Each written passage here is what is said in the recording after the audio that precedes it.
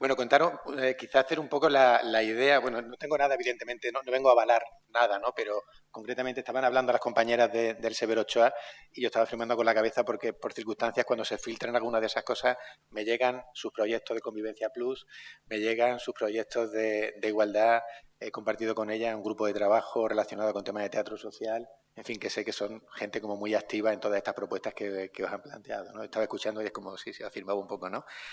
Eh, Así un poco antes de empezar también decir que yo sé que, bueno, con los compañeros que han estado antes también de FAMPA y tal, hablando un poco de los perfiles del profesorado, de lo que tiene que mejorar la escuela. Yo ahora mismo somos docentes, la gente que estamos en el centro de profesorado de distintos ámbitos educativos, primaria, secundaria, que en un momento dado, pues nos salimos un poco del aula para tener otra perspectiva, ¿no? Yo en mi caso no me voy huyendo, que muchas veces cuando alguien llega a un centro de profesorado parece que está huyendo del aula. Yo he trabajado, no salgo huyendo de ningún lugar, sino que quiero ver otra perspectiva de la educación. Y al ver ahora mismo la educación que estamos haciendo en el centro educativo desde un modo un poco más general, sí me permito un poco decir que en los centros educativos hay muchos docentes que están haciendo cosas muy buenas. Hay muy buenos docentes haciendo cosas muy buenas, que siempre la educación parece como que tenemos esa cosa que nos cuesta decir, no, tengo posibilidad de ver muchos centros en los que se hacen cosas muy, muy buenas. Otra cosa es que tengan más difusión, más proyección, o son gente que van a un ritmo de trabajo súper complicado, de una adaptación continua a todo en una realidad compleja. Y a lo mejor no pueden evidenciar de algún modo todas esas cosas que están haciendo, pero que se están haciendo en los centros, ¿no?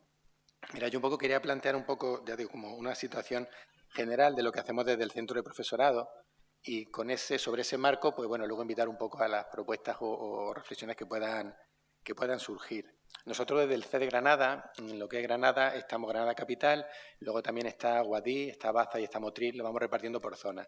En las zonas que tenemos solamente de aquí de Granada, el C de Granada Capital, abarcamos 490 centros educativos. 490 centros educativos de educación infantil, educación secundaria, aulas hospitalarias, residencias escolares, formaciones profesionales, todo lo que no sea formación universitaria, ¿no? Entonces, también te permite ver toda esa diversidad formativa que se está realizando en parte claro, trabajamos en Granada Capital, en barrios marginales, zonas rurales, en fin, con un espectro como muy, muy grande, ¿no? Tomar siempre, ahora como referencia si queréis, para las reflexiones que puedan surgir, que partimos de una visión de 490 centros educativos, ¿vale? Con toda esa diversidad que os decía. Nosotros, en tipo de formación que podemos dar pues desde un curso ¿qué os digo? No lo sé. Para trabajar con chavales de lenguaje de signos, por ejemplo, a de vuelos de dron. Podemos estar enseñando a gente a cómo se vuela un dron, porque trabajamos con aulas de FP que necesitan esa maestría, con lo cual la diversidad de cursos es interesante. Si miráis las páginas del CEP, es como que esta gente a qué se dedica realmente, porque demasiada diversidad, ¿no?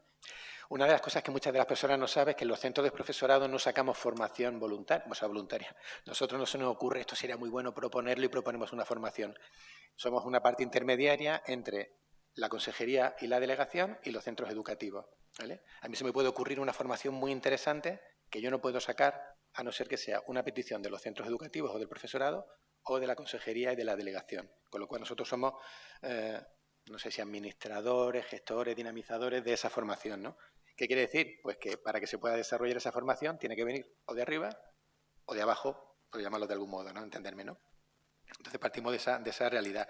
Nosotros lo que hacemos respecto a los centros educativos, las que nos vienen dadas desde la consejería o nos vienen dadas desde la delegación, pues nos llega. Ahí tenemos que hacer poco, o sea, ya no llega directamente. Ahora, por ejemplo, sabéis que hay un cambio de normativa, ha habido un cambio de normativa, pues nos llega esa necesidad de formación que tenemos que hacer, ¿no? La que recogemos de los centros educativos, aparte de un acompañamiento de la visita a los centros que hacemos a lo largo del curso, hay como dos momentos clave. Uno es ahora, o está siendo ahora, en este periodo, y otro luego es en septiembre, en los que recogemos las peticiones de los centros educativos. Con todas las peticiones de los centros educativos, nosotros, desde el CEP, tenemos que dar respuesta, ¿vale?, a esa formación. Generalmente a los centros educativos se les solicita, ellos tienen una memoria de autoevaluación que anualmente hay como una propuesta de mejora, y en esa propuesta de mejora también entra la parte de formación, ¿sí? No sé, esto es un poco rollo, pero bueno, lo planteo un poco para hacer esa contextualización. Con lo cual, los centros hacen una evaluación de su centro, de sus características, y a partir de ahí hacen una propuesta de mejora que viene añadida a esa propuesta formativa y es la que lo lanzan a los CEP, a los centros de profesorado. No quiere decir que sea la única formación que tienen que hacer. Ellos pueden hacer la formación individual como centro que ellos consideren, pero desde el CEP se les ofrece ese tipo de posibilidad. ¿Cómo se organiza esa formación? Pues la típica formación presencial o semipresencial o en algunos casos online, lo que sería un curso, ¿no?, de formación con mayor o menor carga práctica, teórica, dependiendo del aforo. Hay otra parte que se llama grupos de trabajo, que también cuando hablaba Marian, por ejemplo, de los grupos motores, nosotros identificamos grupos motores cuando hay un grupo de personas con una inquietud en un centro y que ese grupo de personas, mínimo 3, 2, dependiendo del centro y de las características, pues puedan generar un movimiento educativo de un ámbito concreto. Somos especialistas o estamos sensibilizados con un área, pues aparte de todo lo que se mueve en el centro, queremos mover esto un poco, ¿no? Esa sería un tipo de formación. Ya os digo, sería la formación esta general como curso, esta formación que le llamamos grupos de trabajo o una formación en centros, que es cuando el centro educativo dice esta temática nos parece lo suficientemente necesaria para el centro para que no sea un grupo del profesorado el que la trabaje o profesorado que de forma suelta asista a estos cursos, sino que queremos que el centro entero se forme en este ámbito y que se quede como implantado, por así decirlo, en el centro. Generalmente, yo lo tenía por aquí detrás anotado, cuando suelen tener incidencia las transformaciones en los centros educativos es cuando vienen de forma prescriptiva por normativa o cuando los centros lo recogen en su proyecto educativo. Si está su proyecto educativo, es prescriptivo. Si no, no tiene por qué serlo. Entonces son como los dos elementos que hacen que algo que tengamos intención de que se desarrolle de forma real en un centro educativo tenga realidad, ¿no? Sea algo real, ¿no? Bueno, pues con toda esa estructura o ese planteamiento que os he dicho de cómo se organiza el CEP, el centro del profesorado, bueno, cuando diga CEP, centro de profesorado, pues si hay gente que no son del ámbito educativo, mirad, me hago un poco, no tenemos resultados finales porque todavía estamos en proceso de cierre. Yo vengo ahora mismo de una actividad que tenemos en el Abades con todas las residencias escolares de Andalucía. Me quedo un rato en el pasillo con una reunión online, y fíjate, es un poco caótico, que era un final de curso al uso y hay muchos datos que no tenemos todavía, ¿no? Pero por poneros un poco en situación, nosotros este año en lo que son actividades formativas desde el centro de profesorado hemos generado cursos, 270 cursos, ¿vale? Aparte de esos 270 cursos, ha habido 41 formaciones que han sido específicas en centros concretos que han dicho queremos trabajar esto, todo el claustro. Tiene que haber un compromiso de que sea un porcentaje más del 80% del claustro que realice esa formación. En ese caso hay 41. Y luego, de esos grupos de trabajo que yo os digo, que son entre 3 y 10 personas aproximadamente, las que quieren trabajar un ámbito concreto, hemos generado 146 grupos de trabajo, ¿vale? A los que se le da apoyo externo, tenemos un seguimiento, en fin. En total, serían unas 475 formaciones hasta la fecha, más o menos, ¿vale? Pensad que esto estamos con un movimiento continuo. Partimos de que hemos dado 475 formaciones. ¿En cuántas personas hemos formado nosotros este año? Docentes. Pues tengo aquí un abanico muy amplio, digo, porque es que no, hay cosas que no tenemos cerradas, ¿no? Pues yo hablaría entre 10.000 y 14.000 personas, ¿vale? Solamente este curso educativo. Bueno, pues ya tenemos los centros que abarcamos, 490, tenemos las actividades que hemos realizado, 475, y tenemos al público que hemos llegado, entre 10.000 y 14.000 personas, ¿vale? Pues bueno, teniendo en cuenta que el ámbito era relacionado con la educación afectivo-sexual, me he ido a los datos de cuántos cursos hemos sacado de este ámbito, cuántas personas se han formado en este área, cuánta incidencia puede tener, ¿vale? De esas 475 formaciones que hemos realizado, 2 serían un grupo de trabajo. ¿Qué quiere decir eso? Que ha habido 2 centros educativos en el que hay un grupo de personas que puede ser entre 3 y 10 que ha tenido interés en realizar un trabajo específico con ese profesorado, con un grupo de profesorado en ámbitos de esta temática, relaciones afectivos sexuales, educación sexual, ¿vale?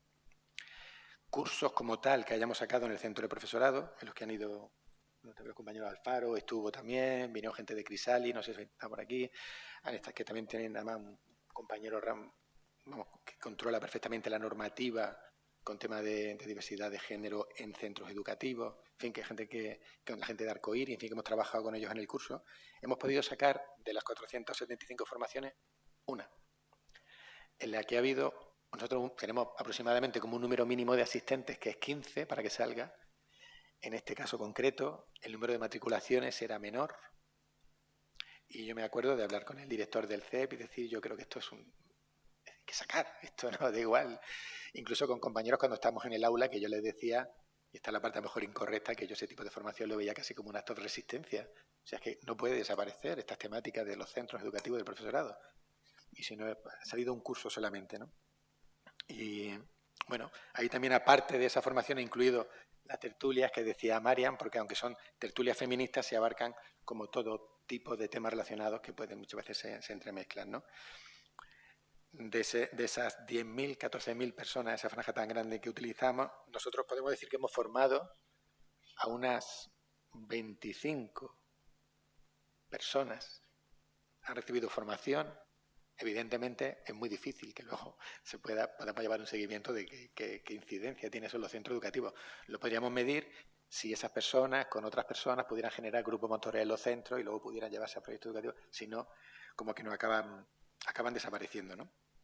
Entonces, bueno, con todo eso, mira, si yo le hiciera esta cosa que me enamora mucho, decir estadísticamente en cuánto sería proporcionalmente, yo decía, si tuviera que decir hoy como dato la media del profesorado que se ha formado en este ámbito, de todo lo que hemos formado en el CED de Granada, sería un 0,25%. Quiere decir que no hay ni siquiera un 1%, una cuarta parte del 1% del profesorado se ha formado en este tipo, en cualquier modalidad, ¿no?